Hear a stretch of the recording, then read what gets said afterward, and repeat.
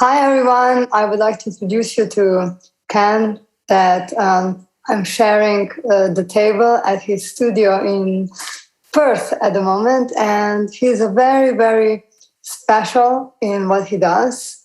I came across his work in WA Gallery in Perth some months ago and fell in love with what he's doing. And I would like to say hi to you, Ken. Hello, Sasha. How are you?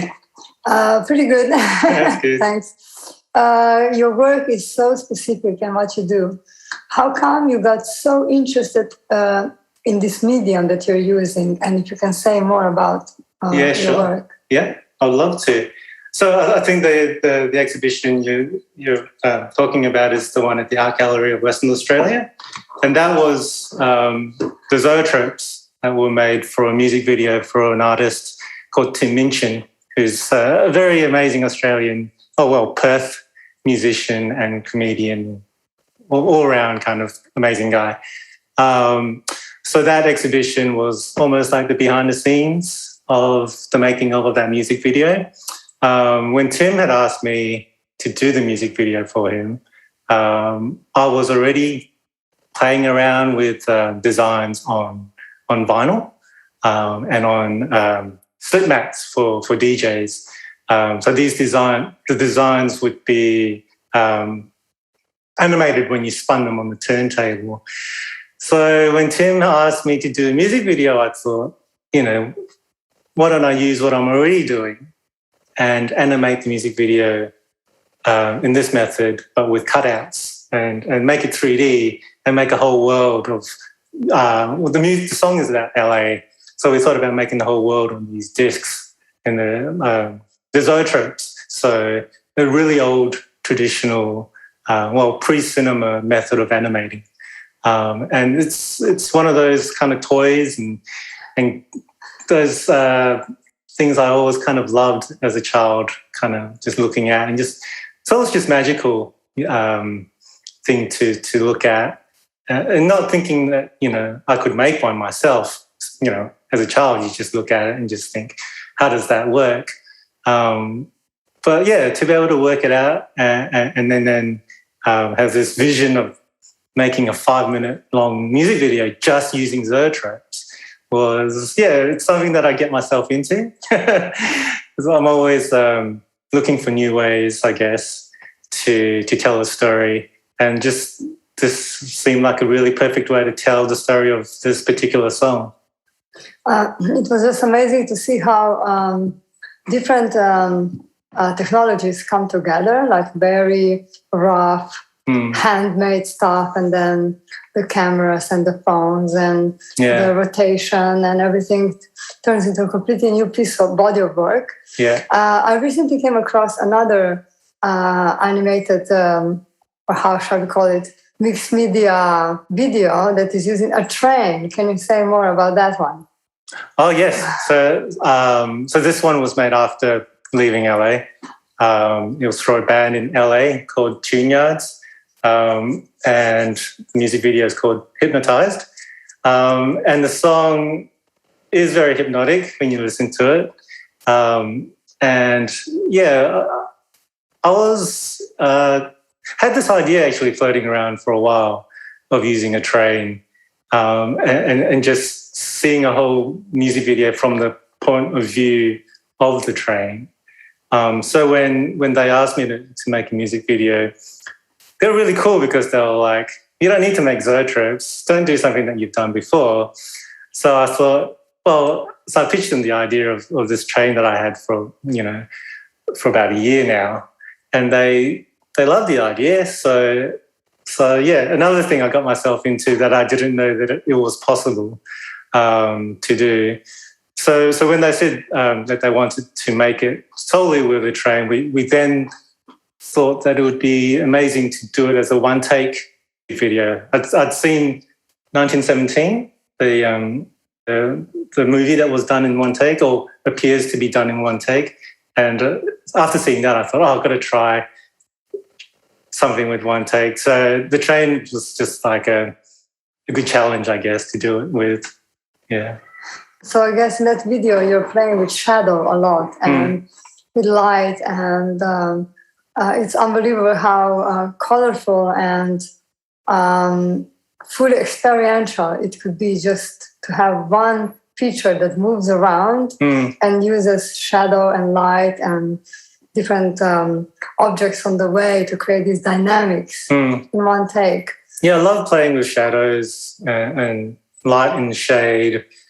I like, because creating a world it's such a big undertaking. There's so much that goes into creating a world that people want to stay in. You kind of have to find ways to, I wouldn't say cheat, but to extend the experience without spending your whole life making these things. So I find playing with light and shadow, you can hide things, you can reveal things, and it's just a way of making a world seem bigger, of evoking a world rather than showing everything. I think it's much more interesting. I think as an animator, you learn these certain kind of tricks to make your life easier, but also it makes the result more interesting as well, I think. Perhaps it's leaving more to interpreter to experience itself. If it's not completely clear what you're looking at, yes, then like your own emotions arise. I think yes, in a different way, maybe. I think if you can leave things that the viewer can infer their meaning into it, it's always much more interesting, I think. Because, if you ram things down people's throats and say, this is exactly how I want you to feel, then I think it's not as interesting. You were mentioning that you're creating the worlds. Is that why animation is so close to you? And the, film, video experimentation, because it adds the element of motion. Do you feel that you have more space to create the worlds within that field? Like, because you're also a graphic designer, you do gadgets, you do so many different things. So why this field of animation, like of moving image is so intriguing to you? Well, that's a good question.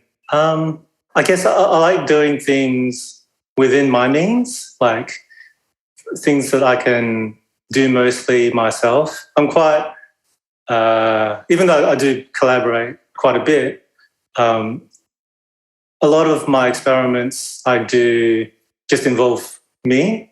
And I just like to kind of inhabit this world by myself and experiment with things until it feels like a world that I want to be in.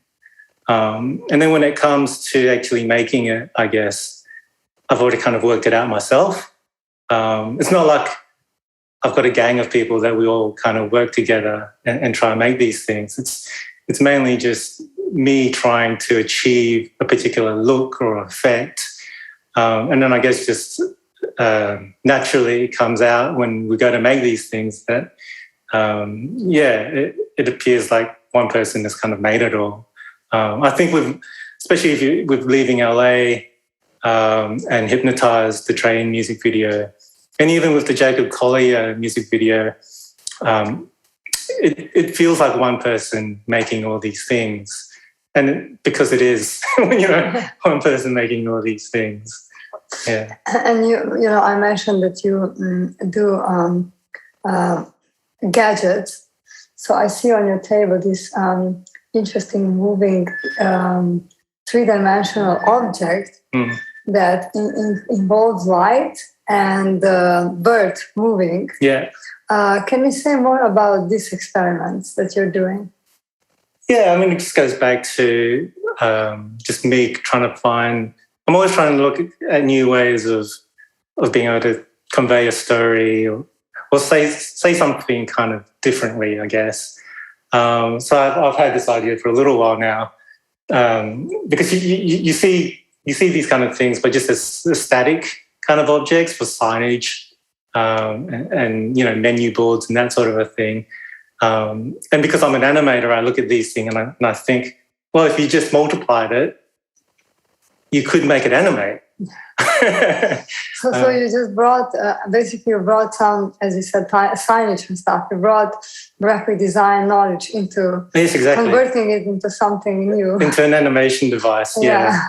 I mean, what I like about that device is that, also a thing about my work is that I'm always showing the viewer what they're watching or how it's being made. Like the Hypnotized train music video, you're literally, because it's a one-take video and you only see it from the camera point of view, you're literally seeing everything of the world. That we couldn't hide anything. We couldn't hide things from the camera because it was looking around the whole room. So in a sense, that's like, this is exactly what you're seeing. There's no real kind of deceit going on because we're showing you how it's done. And the same with the zoetropes. Like we show the back of the zoetropes.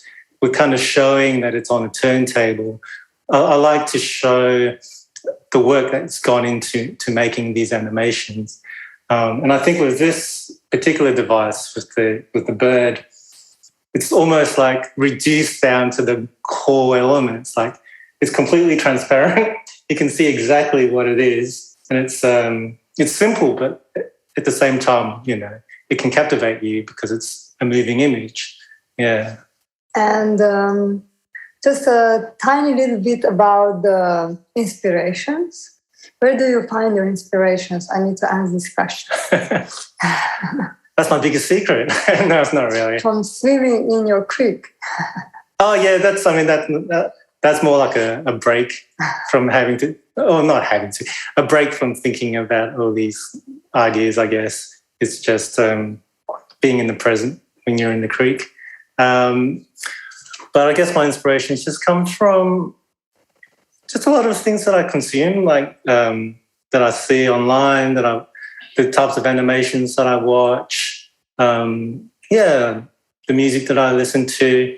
It's not so much getting inspiration from other artists. It's kind of like the bird. I mean, it's like just looking at things differently, I guess. You know, like when I see a bit of signage like that, I can be inspired by that because there's a simplicity in it that I know that I can hack and make something cool with. So I think my inspiration comes from just looking at kind of everyday things, but just in a different way, and how I can use it for my own purposes. Yeah. And the last question: what about next? What's next? What's next? I think I really want to make my own story and animate it or tell it in my own way. I think that's probably the next big thing that I really want to do, because I've done things to tell other people's stories or to sell someone's, product or service. But I think to be able to have my own story that I can then do it in my own method and tell it in my own way, that's, that would be really interesting, I think. Yeah. So I'm looking forward to seeing that, and can thank you very much for your time and hope to see your new work soon again. Oh, great. Thanks for coming to my studio. And Thank you for inviting me. Good luck. Thank you.